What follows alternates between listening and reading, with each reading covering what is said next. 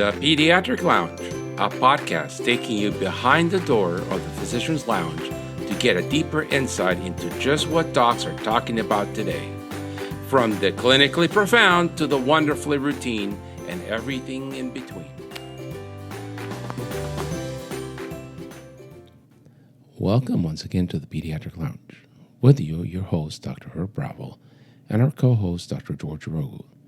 Today, we have the pleasure of welcoming a good friend of the podcast and one of our raving fans, Dr. Kristen Struble. She practices pediatrics at Camelback Pediatrics in Tucson, Arizona. She's also the author of The Poop Detective, a book about poop for children, which is a wonderful illustrated journey into poop and what children should know about it once they are preschoolers. She's also made appearances in several TV channels to discuss topics of interest in pediatrics. Without any further ado, please welcome Kristen to the show today. Hi, George. Welcome to the podcast from Fort Lauderdale this time. Yeah, it is a Tuesday morning, but the podcast continues. You know, it's not that big of a deal to get on the phone on the Zoom call for an hour and talk about great physicians. And we have one today, Dr. Kristen, and she's going to talk to us about gut health in her book. So it should be an interesting topic. Yeah, welcome, Kristen. How are you? I'm well. How are you guys? Thanks for having me. We're doing great. How's that? You're in Arizona, right? Yes, Phoenix. Yep. Phoenix. Everything all right out there? Yeah, we actually had a weird storm last night, which makes the temperature go down a bit, but it's getting to the tolerable time where it's nicer at night. So we're all happy because we're grumpy in September mostly because it's still hot. So do most people out there have AC in their garages? I mean, I would say a lot of them do, but we do, and we never turn it on just because it's too expensive to cool the garage. So we're got to cut costs somewhere because our electric bill is insane, especially with inflation. So I can't imagine. So why did you become a pediatrician?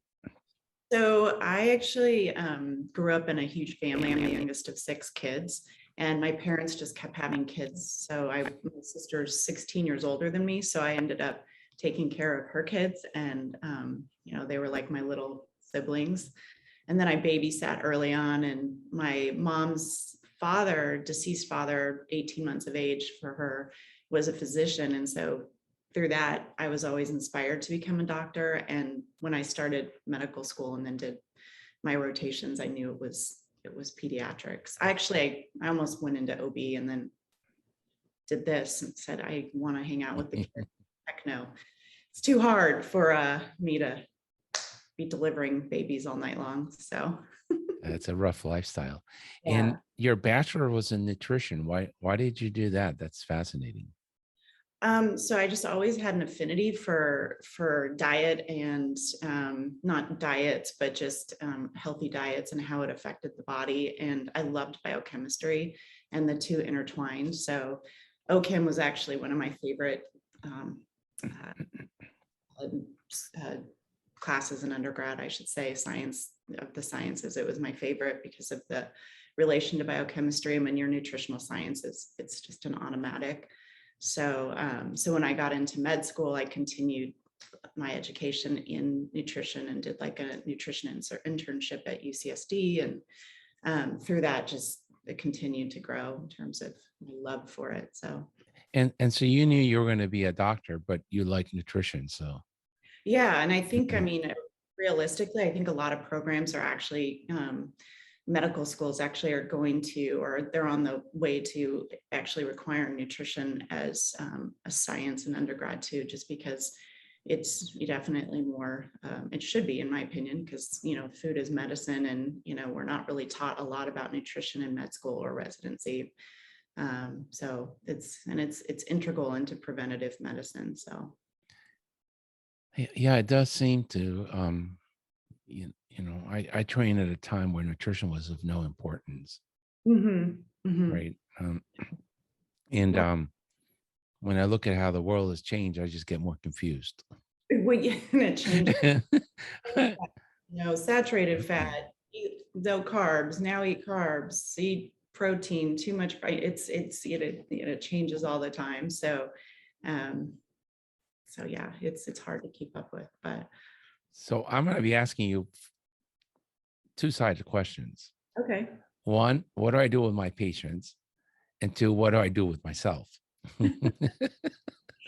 Well, it's not like I have all the answers, but with your patients, I think you actually, and you all know this, so I'm not trying to be condescending at all, but my personal approach is I really focus on mom's diet when baby's born, if she's considering breastfeeding, and if she's not, then I push them towards a formula that's more whey-based, just because whey protein is a lot easier to digest. And the only company that does that is Gerber or Pip and Holly and all the fancy formulas out there. So I start out with, gut health is essential. If mom had a C-section, if mom got antibiotics prior to delivery, and make sure she goes on a probiotic. And then I immediately recommend that for the kids. What I saw early in my career was when kids were on, let's see, Enfamil or Similac, they had a lot more gut issues and a lot more eczema. And I found that with Gerber's product, whey protein makes sense. It's easy to digest. So then you move forward and, if I saw immediately that kids were having, refluxy symptoms or colic or angry bowel, then I would switch them to an elemental formula and yada, yada, yada. But to me, you really do kind of dive into their gut health initially with that. And if they continue to have issues, then at a year, I do kind of fine tune their diet. And, but it's 6 months when we recommend solids. I also push the concept that food is medicine and that we really need to stay away from a lot of the snacks that they kind of get addicted to. So the puffs and the cereals and and then at a year, my recommendation is if mom's still breastfeeding, great. But if not, kids should go to water and eat their calories. So, and then just kind of going from there. So every stage I feel like is a little different, but for you, the best thing to drink is water, and then eat your calories. And I push that message at 1, 2. So that's a big message for me. And then curtail it to, again, like when they're 5 and they go to birthday parties, have them try to drink more water than the juices and the Capri Suns. And if they're snacking, not eat the Teddy Grahams and the cheese its and the graham crackers and the pretzels. Try to aim more for whole food, real food snacks. So from listening to Jim about obesity, some stuff you told me and some stuff that I've listened to, it seems like right now people think the carbohydrates are the worst thing that can happen to your body, and the children can do better with it because they got insulin and growth hormone. So they can manage it a little better when they're doing fast growth. But then it catches up to them because they become insulin resistant. And then that's a cycle of obesity for the child. Correct. And I think so much of what our country is dealing with, especially with the pandemic, just because we've been home more and lots of snacking, is we're overfed and undernourished. So we have a lot of empty calories going into our kids' bodies. And so, it's the Doritos and the Eatos, I tell my patients, and the eggs, the Gatorades, Powerades, that all this stuff that's just full of sugar and constantly spiking your insulin levels. And so it's, it's definitely, it's moderation in everything, right? Our parents told us that, but I feel like we've come to a point where, we're necessarily, it's really important to try to form the habits early of saying, whole food, eat real food in moderation, because kids are going to go to school and get the candy and the chips and that. But if you start early on, kind of pushing the message that if you're going to have carbs, eat fruit or eat whole food more so than the snacks, you're not going to have that insulin spike. And over time, when they're 15. So, what do you think? I mean, what do you think about pushing whole milk on children? I'm not a fan. For 22 years. I've never recommended it. I've always recommended water, because I feel like even though we're told that it's, it's good for our bones and it's full of vitamin D. It's actually fortified with vitamin D, and the protein in cow's milk is very irritating, specifically casein. So I definitely, if you even do a retrospective study in your practice, you will see that when kids start cow's milk at a year, oftentimes they develop constipation and congestion and more ear infections and, more reflux and bigger tonsils and, so adenoidal hypertrophy. The gut does not like it. So it's, Right. it causes anemia. It's one of the most common causes of anemia if they consume it in massive amounts. So That's because they consume the milk instead of the food. I've seen many cases of that.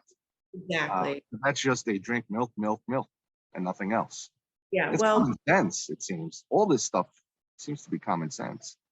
it is common sense, and that's it's kind of getting back to the common sense. I think it's so hard to really digest all the recommendations that come out constantly. And a lot of times the recommendations are based on who's doing the study, right? So but Frank Oski wrote a book. He's a very famous hem-onc doctor that passed away several years ago, called Don't Drink Your Milk. And I would highly recommend people reading it. He did more studies and with blood and anemia and hem-onc in general than probably any other hematologist oncologist. And so he wrote the book in response to his daughter getting in trouble, saying that water was the most important thing to drink.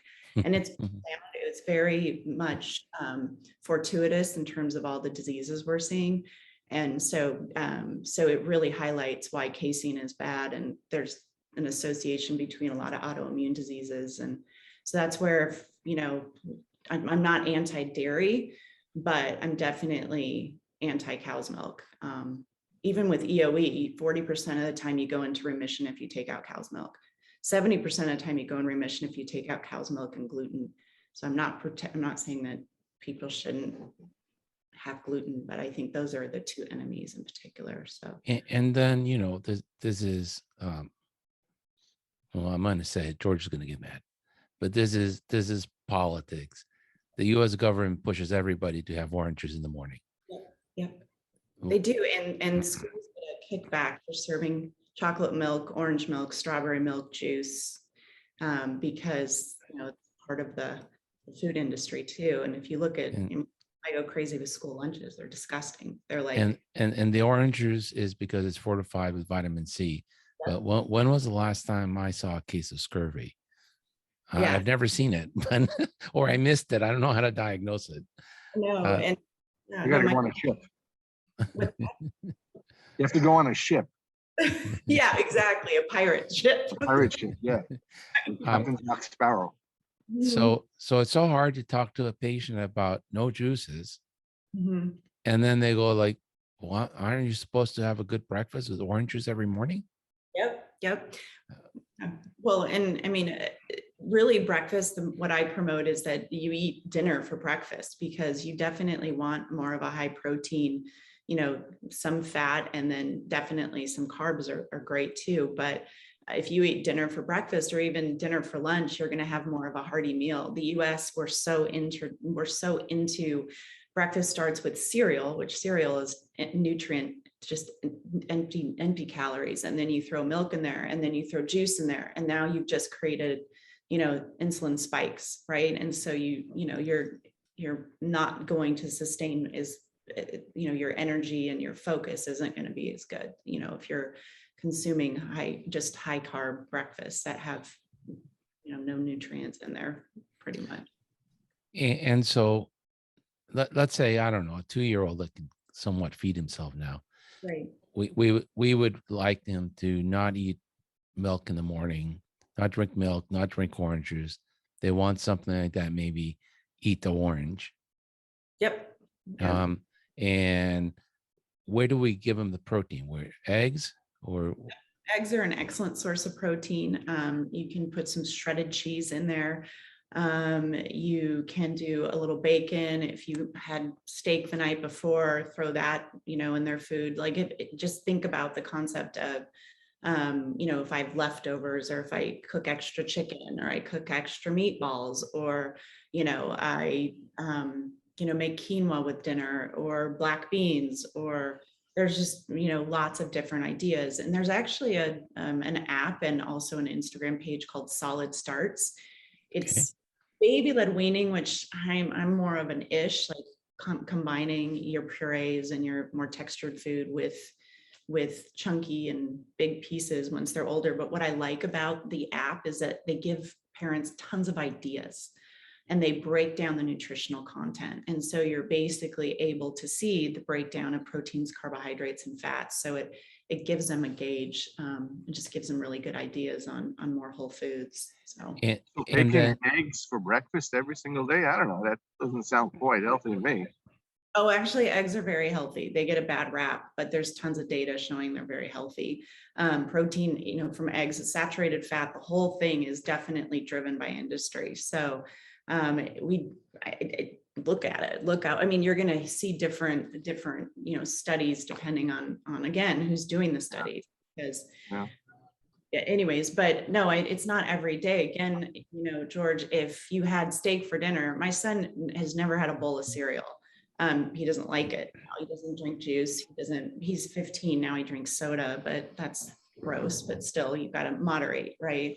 But I think, he has typically had, a breakfast burrito and, or black beans and steak that's left over, or spaghetti and meatballs, or it's kind of training them to eat more whole foods. And then lunch, he's never had a sandwich. Like he's had basically leftover dinner and that's kind of what I promote. I think we're definitely more of a carb rich, processed food rich country. And so anytime you can say, wait, eat this, not that, look disgusting.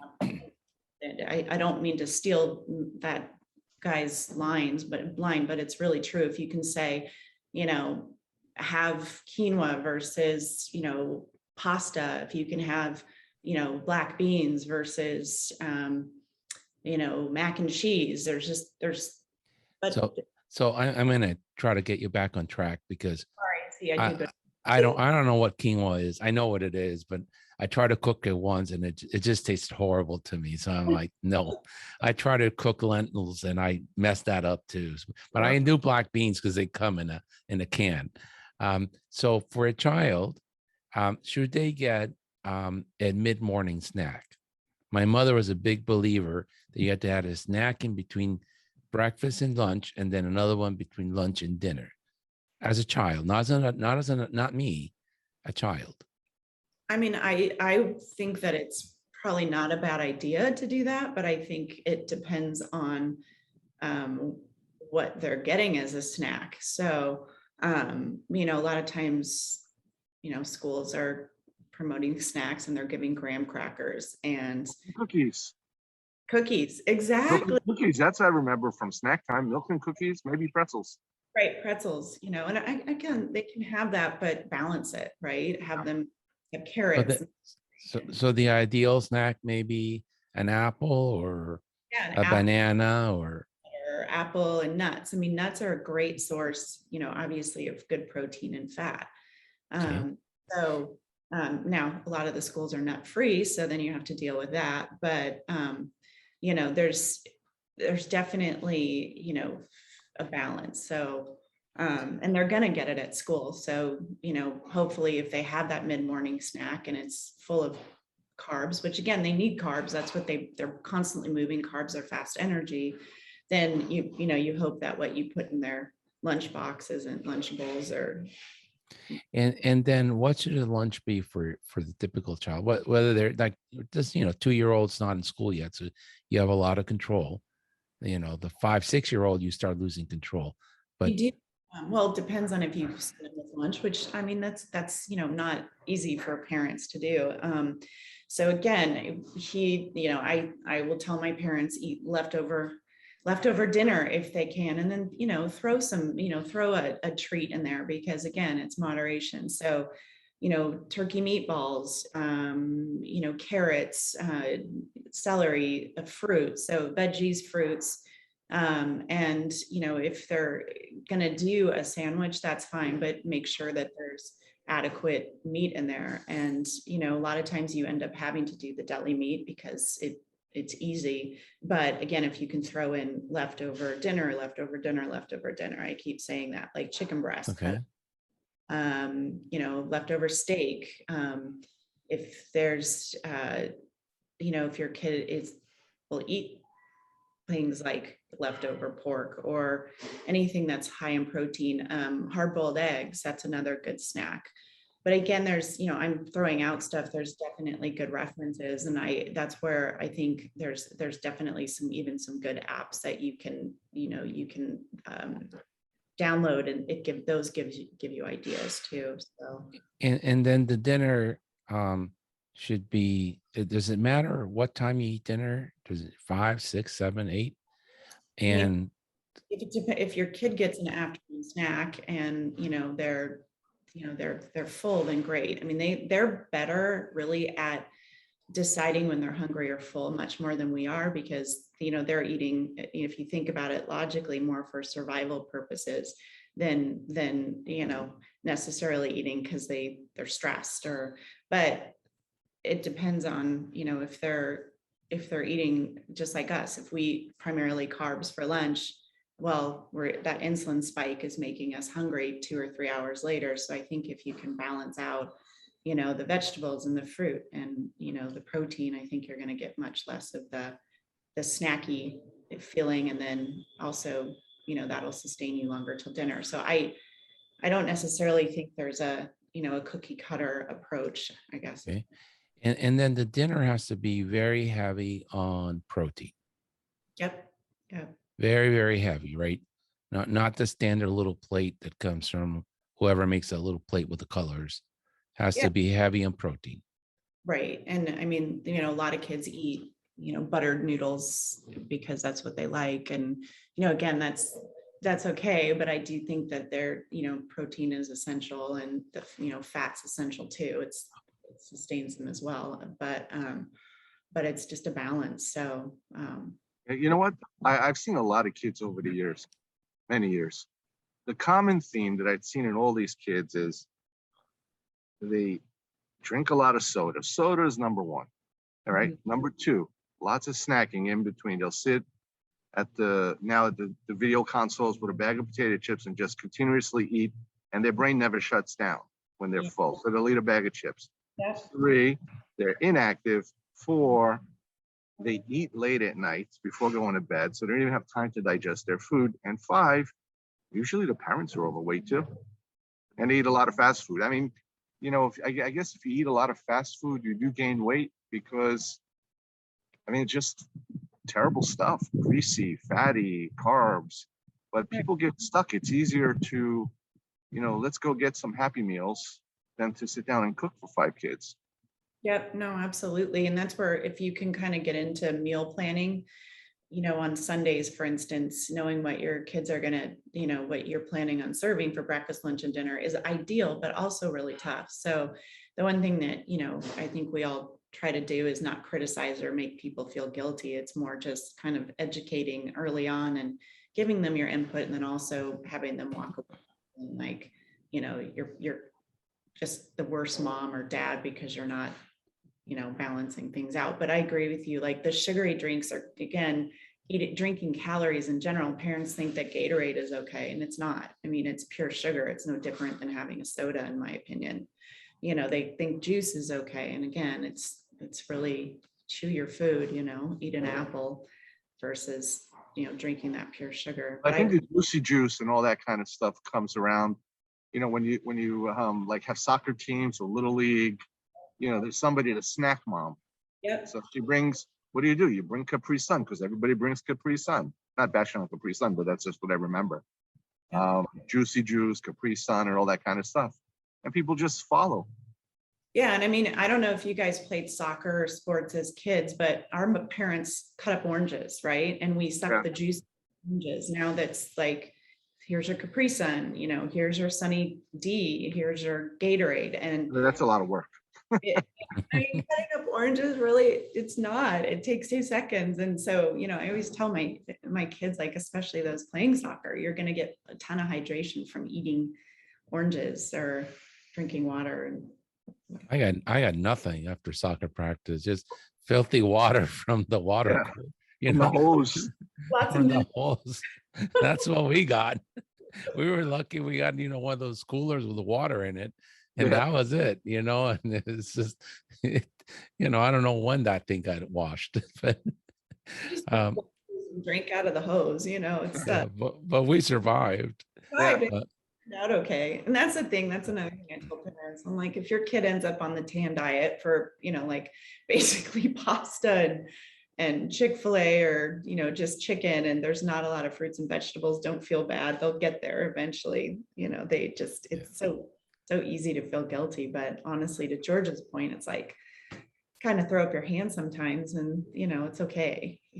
They'll survive. But making tiny changes like drink water and try to eat your calories, just a simple message, I think, yeah. to some degree simplifies it. And so you recommended a book called The China Study, and I could not get through that book. Well, and again, and I think what turned me off the most was he's a big proponent of no animal protein. yeah, I guess the reason I like it again is that he does break down the biochemistry a lot and talks about how he grew up on a farm and did research with and it is a hard read, but I actually like more of the vitamin D concept and a lot of the things that he talks about with regard to animal protein. I personally think that we are paleo, we are, we evolved from cavemen. I think we're supposed to have animal meat. So I'm not a proponent. Again, I try to take everything and put it together. But I do think, obviously eating real food. Now that doesn't mean you go have a vegan muffin because there's so much junk in that. It's, you have broccoli or you have black beans or again, quinoa, there's actually great products at Trader Joe's that are easy to throw in the microwave. And yes, we end up using the microwave quite a bit, but quinoa is easy and it tastes good. So I don't know. I think there's a lot of concepts behind the plant-based diet that are great. I still think you need. Herb? Yes. Okay. And so but there is a concept of not all protein is the same. And that's what you were saying, that is it the casein in the regular milk or formula Yeah. is a lot harder to digest and not as good for you versus the whey protein. Mhm. And the animal protein is much easier for the human body to digest, and it has the amino acids that are essential already built into it. Right. Am I getting that concept right? Yes, and eggs are a good source of that as well. So I definitely are going to get B12 and higher protein that the body can digest. And again, from the standpoint of just logic, it makes sense that humans, are meant to consume that part of the food chain, and that's what does sustain them and build muscle. And Yeah, I always worried. I know if you do it right, it's no reason to worry. But the adolescent girls that go vegan, but my worry was because they menstruate, yeah, and it's like the best source of iron are red meats, yeah, yeah. and you can't replace that by black beans or lentils. They just don't have that much iron in it. And you're going to be, you do see some people that are vegan who end up with anemia. And so I don't know how to replace that iron unless you want to take, iron pills. And, but the protein also, I don't think it's bioequivalent. So you're not getting the same quality of protein when you go vegan than if you eat some animal protein. No, I would agree with that. And, a lot of the superfoods are really hard to digest for some people. And to a degree, like spinach can block the absorption of iron, and they can definitely decrease your thyroid function if you overconsume them. And a lot of the juicing that goes on, I'm not a fan. I think, again, you need to chew. That's where digestion starts, is chewing. But no, I think they need meat. I do. I feel like they need eggs. If they are going to be vegan, they need to see a nutritionist that can adequately educate them on how to get that extra protein in their diet so they do meet their needs. Because to your point, vegetable protein is not it's not full of the amino acids that they need, and it's really, they don't get the protein that they need from vegetable protein like they do animal. And if you don't get the right type of protein and the right amount, Mhm. not only does that harm your muscle, Mhm. right? You don't have the ability to feed your muscle, which is very important, because Mhm. other than your skin, muscle is probably the second biggest Mhm. organ in your body, and it's really highly responsible for your metabolism Yep. and your overall well-being, right? I mean, if you can't get out of bed because your muscle's weak, which is Mhm. extreme, but at the end of life, Mhm. you deteriorate very quickly. Does it affect mood? Like, does it depression and anxiety if you're not eating the right kind of proteins?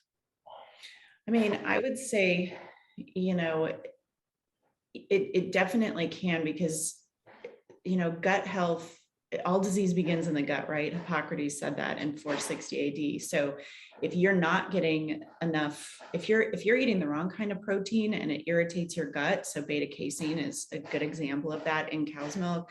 If you're sensitive to gluten, which so many people are, not that I'm saying you need to go gluten-free, you're definitely affecting your gut health, and you'll see that manifested in many ways. And so you're essentially, if you don't have the proper microbiota that's largely responsible for making serotonin in the gut, right? 90% of your serotonin comes from the gut. Then your happy hormone is affected, and everything else can be impacted too. So You know what? I want to ask you something. You mentioned vitamin D before. Mhm. Why do you think every child or adolescent is low in vitamin D? I have yet, when I find somebody that's normal, that's abnormal. Why, Herb? I have the answer. What is the answer? I don't And know. If just it's sitting another up. conspiracy theory. It's the government. You think so? Stop Yes. it. So Yeah. there's a scientist hired by LabCorp or Quest, one of those two, who Mhm. changed the standards in measuring vitamin D. And so now we're all vitamin D deficient. Yep. Mhm. Because I can't, and Kristen probably knows exactly what it is, but it used to be you're okay if you were 20, and they said, nope, that's not enough. You have to be at 30. And Mhm. so all of a sudden, everybody's measuring vitamin D, and we're all vitamin D deficient. Yeah. I And mean, it I've was seen just, some people correct when they started to, use some supplemental vitamin Ds, but those are far and few. And personally, I have low vitamin D also. I don't know why, maybe too many podcasts indoors. But I've tried the supplements, I've tried the mega doses of vitamin D, so I gave up. so what's your thought, Kristen? Well, so you go back to all disease begins in the gut, right? So, most of us are, to some degree, I think, especially as we get older, we do have more inflammation in our gut. And I do, gut and skin are directly, connected, right? So you see a lot of people who have, eczema, psoriasis, acne, and if they clean up their diet, they're better. But, vitamin D, B12, folate, we can definitely, we can modify that, the absorption of vitamins and minerals and the production, right? If we eat healthier. So why are a lot of people deficient? I think it's because of what we are eating and what we're doing to our gut health. So again, if you go back to more food as medicine and asking why, not just supplementing with Pfizer's big expensive product, or this multi-billion-dollar industry that's not regulated, then you don't really know what you're doing. And vitamin D is not a vitamin, right? We make it. So it technically doesn't qualify. But if we're not making it adequately because we're not consuming healthy stuff that makes our gut work efficiently, then it's going to be impacted. But to your point, the standardization is interesting, the way they did that. And I'm a conspiracy theorist too, so I think the numbers. You're outnumbered here. So you're also studying functional and integrative medicine. Mhm. And how do you think you will apply that to your pediatric population? I think it's more just making people mindful of gut health and what that means and how to,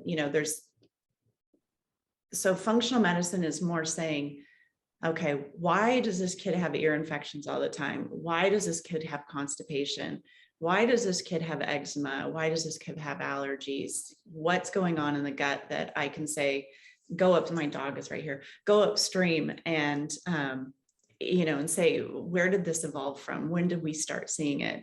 And try to just make the parents more mindful of things that they can do to hopefully, modify the root cause of the disease so that you're not having to treat with a PPI or a steroid for their skin or having multiple ear infections. So I think it's just a good way of listening to their story of their kid's life and like validating it and then saying, how can we try to fix the problem with lifestyle? So, and first and foremost is nutrition. Second is sleep hygiene. Third is exercise. Fourth is socialization. And five is really relaxation and taking a walk outside in nature and bringing the cortisol levels down by relaxing. So that's kind of the premise I take away from functional medicine. So let me interrupt you for a second there, because when I think of functional medicine, the last component you said, I think of meditation. Yeah. And I can't imagine how I'm going to be teaching 2-year-olds and 3-year-olds to sit still for 2 minutes and, clear their mind and see thoughts as just a wave of coming and going. But maybe it's just walking with their parents. And then you get two things, right? The relaxation and the socialization with the parents. Yeah. And we have a lot of South Asian families in Northern Virginia. Mhm. And it's very cool to see them. We're very diverse. It's very interesting. You see the Jewish families on Saturday all walking together. You see grandpa, Yes. dad, and the daughter all dressed up going to the synagogue. And then the South Asian families, which I call them Indians, which I'm not supposed to, but you see them, grandma, mom, and the kids, and they go for walks after they drink their chai tea in the evening before it gets dark, and they do it as a family. And I think that's how maybe we can get to. I can't teach a 2-year-old to meditate, but maybe I can get them to walk with mom and dad and the dog and go out for a block or two and make that a routine for the family. Mm-hmm. No, even a 2-year-old, if they stop napping, I still try to tell the parents they need quiet time, which is, I have a son and they're crazy at 2. They all have like ADHD, but you still trying to read a book with them or make them play with blocks or try to get them to do something that isn't super overstimulating, Okay. And do you teach this to the parents too? I mean, I try to, but again, it's a fine line because if they have two working parents and they're really busy, trying to find a middle ground is really key because I don't want to make them feel like they're horrible parents given their circumstances. Their kids are sometimes going to be needing to be in front of a TV when they get home so they can make dinner and, but trying to read a book before bed, instead of letting them be on their technology or just simply, sitting and talking to them and scratching their back or whatever, just trying to find little ways to help them relax or,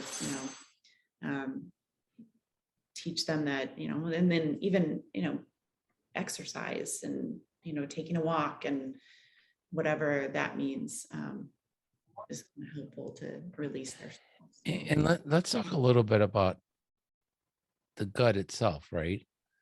And the relationship between your microbiome and serotonin and your mental health. Mm-hmm.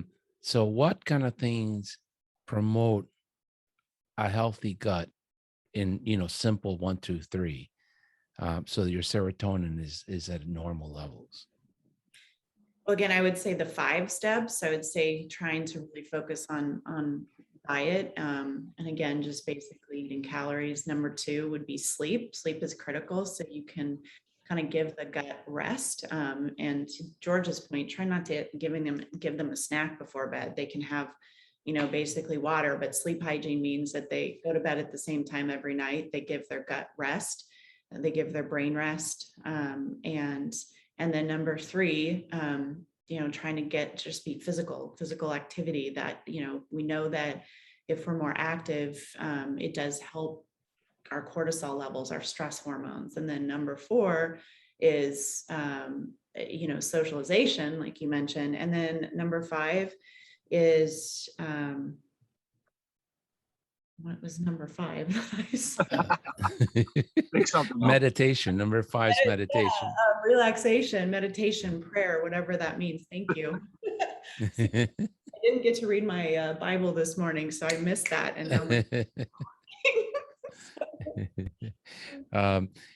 now what do you think of probiotics? That you should use them in certain clinical circumstances, or most of us that don't have a healthy enough diet should always be in a probiotic?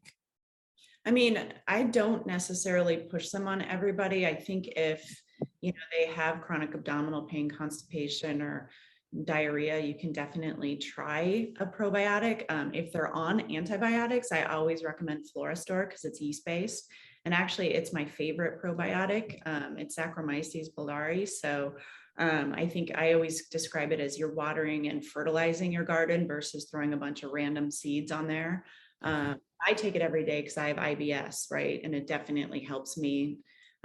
So it's been around forever. There's tons of international data on it. It's been studied in IBD and IBS and H. pylori, and definitely for use when you're on antibiotics. So I agree. I kind of would say yes to you. I don't think it's an absolute necessity to say to everyone be on a probiotic. And I'm going to just be tangential a little bit, because you hear about snake oil venom salesmen with regard to functional medicine.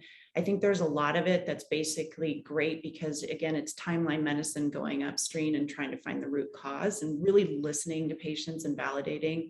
Not that we don't all do that, but I do think that there are too many supplements that are actually sold by people and pushed on patients, and lots of expensive labs that are done. So I think, when you hear snake oil venom salesmen, when it comes to integrative and functional, there definitely are people out there. But so going back to probiotics, if that's one of the simple things you can do, you can also recommend a multivitamin and maybe an omega-3, but sticking with less is best, and just eating, food as medicine is always going to be where I go back to. Because I hear SOPM and, Peds United talking about the snake oil venom salesman, and I kind of go, ooh, I hope they don't think that all functional medicine, integrative medicine doctors are pushing, BS. And So I don't think so. Or at least my personal opinion is that with the advent of functional MRIs, we really have learned a lot about these concepts, so you can see the difference in your brain after you exercise. You can see the telomeres elongate after you practice meditation, and you don't have to be a monk. I'm not talking about that you have to meditate for 5 hours a day, even if you do it for 5 minutes. And then I get all like, okay, some people like, you have to do it for 5 minutes before the sun rises. I'm like, I don't know if that's true or not. That's true for you. You get up at 4 a.m. and meditate for an hour. Good for you. I'm not going to get up at 4 a.m, so I'm not going to do it. But It's dark. Huh? It's dark at 4 o'clock in the It morning. is, and it's cold, and so but I think we're learning more and more that taking care of your bowels, taking care of resting, exercising, good relationships are key to your well-being. And it's a lot easier to stay well than it is to treat disease. It is. And I think, you'll have parents going to, so many people are seeking out alternative complementary medicine because they're tired of being sick and tired. They're tired of going to the physician and getting a PPI for reflux, and they're tired of getting antidepressants to treat their depression. They're tired of, treating disease versus with the pharmaceutical versus going upstream and saying why. So a lot of folks, if you go to, you have all these fancy blood tests, they'll say, oh, you need to get off of dairy and gluten. And so people do it for 6 weeks and they go, I have never felt better. My allergies, my brain, I feel less foggy. I'm not bloated. And I'm not saying that everybody should do that, but I do feel like to a degree, it does go back to the concept of there's inflammation in your gut. We can definitely make you feel better by eating food that's more real and whole. Than if you're eating granola bars or, your snack is I don't know, like crackers and cheese and, and then you throw in some pretzels. So it's just, you definitely can even do your own elimination. Yeah. And then, I was going to ask you I forgot. I got to plug your book. So this is a great book. It is an awesome book. I really enjoyed it. Poop detective. Huh? The poop How detective. to be a poop detective. Interesting. Yeah. That's 80% of what pediatricians do. We're doctors. We are. I mean, it is just so funny when I'm in a social environment. I go, yeah. Baby's poop is like, runny eggs. And we were like, oh my God. I'm like, it's true. That's what it looks like. Yeah. If it doesn't look like that, you got a problem. He's like, you talk to your patients like that? Yeah. I mean, it's poop. Who cares? Yeah. You never thought you'd be as obsessed with poop as you are right now with your newborn, right? And oh yeah. But it's important, right? If the poop isn't normal, we got a problem. Exactly. And a lot of people don't realize it's a problem once kids are potty trained because the kids close the door and they say, oh, they go every day, but they don't necessarily know if they're becoming constipated. They end up in the ER with a $5,000 bill because they thought they had appendicitis and they're full of poop, right? Yes. Yeah, that happens over and over again. Now, what do you think about these little babies that really haven't been alive long enough to have a problem, that are constipated? Do you think that's really constipation? Is it that they're just not moving enough to get the poop out? Could it be that everybody's just so fixated on watching this kid poop? I mean, it depends on the age. I think if you're a kid, I'm talking very young, like 3 months of age, they're like 2 weeks of age. That's if they're breastfeeding, they can go through growth spurts and not poop for a week. So constipation, that's more the body's using the breast milk to grow. But if they're formula fed and they're constipated, then they're not digesting. So they need to be changed to a different formula. So, and they're often. But now everybody's breastfed, so it's the breastfeeding. Oh, I wish, it's great if they're breastfed, but a lot of them are, on formula and they end up on Nutramigen or Alimentum or one of the fancy Cadillacs of formula. Yeah, I mean, I would switch them to Good Start just because it's whey protein. And again, it's hard to digest, but if they're constipated, there's an issue early on.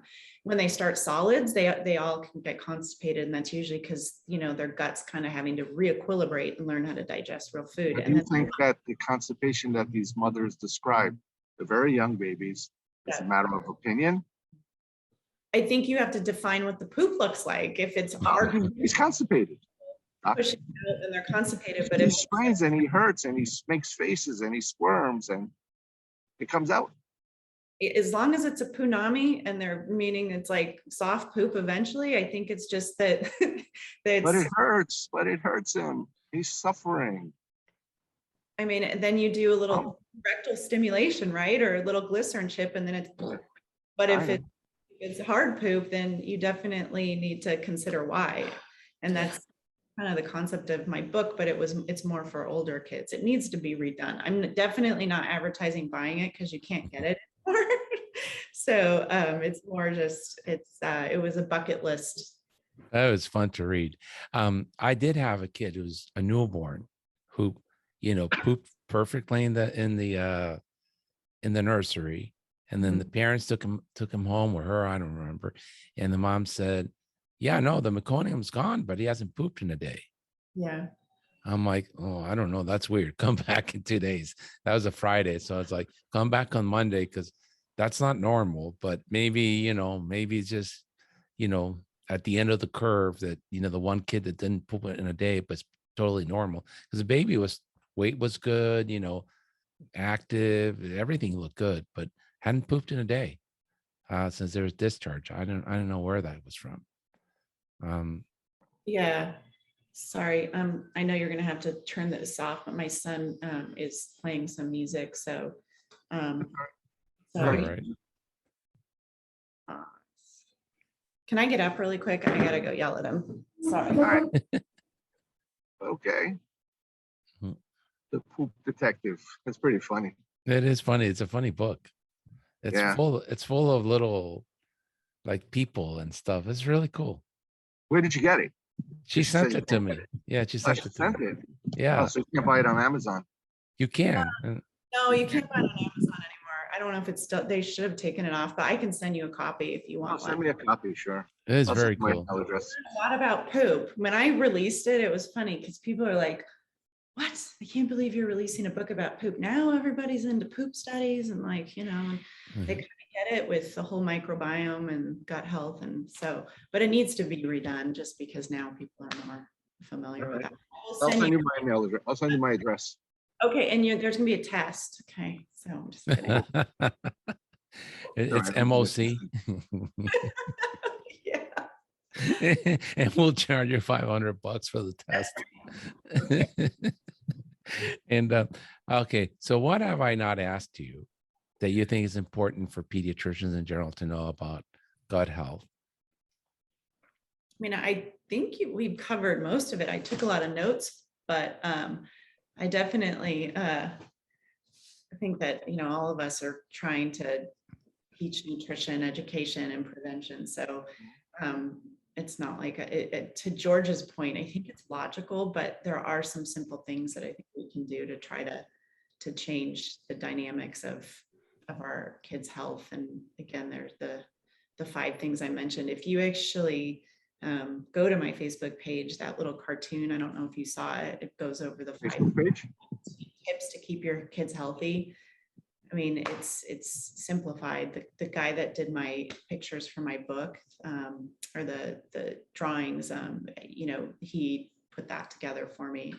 So, but I mean, we see disease cured by just modifying our diet. And for instance, celiac disease goes into remission if kids take out gluten. Hashimoto's actually has been shown to go into remission if we take out gluten. And then, EOE, you take out those top 2 and 70% of the time they go into remission. And then if you take out a bunch of other things, all the other allergens, they oftentimes do too, but it's hard. So it's hard to do that with kids. Yeah. So I guess all this poop can cause recurrent abdominal pain. We're going to have actually a famous gastroenterologist on the podcast in a couple of weeks, and his topic is going to be, because he's always joking around. My mother gave me abdominal pain. Now I need to get a scope. Actually, they definitely trigger stress, which Yeah. cortisol levels, all Yeah. the Because he does all these scopes just Yeah. to tell the mother that the kid is fine, and I know they're fine. I should give them Paxil. So we'll have to put her sequence in with his and Dr. Riley's obesity one. It should be interesting. Very Yeah. interesting. We'll make a package. Definitely. Yes. All right. Well, thank you so much for joining us up early in the West Coast. Thanks for having me. We really enjoy talking to you and through the listserver, and it's a pleasure to actually have a conversation almost in person. You seem to be our biggest fan. Yeah. I mean, I am. I think you guys are doing great work, and it's nice to see, general pediatricians kind of trying to pull us all together and take tidbits away, pearls away that are really useful for all aspects of practice and life. So I've really enjoyed it. So I can't keep These up. are all the things. These are all the things that we used to talk about in the physician's lounge that nobody goes to anymore. Especially the young doctors. Yeah, that's a really good point. I Yeah. agree. I commend you guys. So it's not easy, but to do this. So I don't, you making time is great. And then me trying to keep up because you guys are doing so many Yeah. is a lot of the speakers you've had, or a lot of the, people you've had on are really inspirational. Like all the women you mentioned that have been successful in private practice, and a lot of the Cliff James I thought was amazing. Yeah. Very, We gotta do a guy sequence because we're guys. it's all good. Definitely do that. I mean, you guys are kind of, doing that because George, your practice is extremely successful, and Herb, you give like all the, the urgent care philosophies, and I think you guys are doing a great job. So Well, thank you. I'll Let me continue. ask you, do you have anybody that you would recommend to be on the podcast?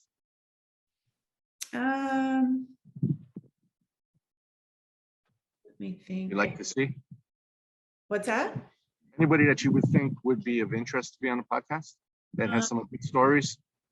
Yeah, I mean, I would say like the Valerie Jacobs, who is certified in integrative medicine and, teaches she does grand rounds still at CHOP, where she did her residency, and then she actually is helping Kathy Kemper do a second edition on her book that's more gut health related, that she released 20 plus years ago, and Yeah. she's brilliant. I mean, I don't know how she does everything, but she'd be good. And then John Kane, oh my God, the guy needs to have his own podcast. He's so funny, he kills me. And so Gary Merkin, these people. Oh, we've had him already, Gary. He was one of our first. I didn't see his. He was one of the first. Oh, well, I need to go back because I did not, again, I can't keep up with you guys, but I would love to see him on camera. And All right, so maybe we'll reach out to him.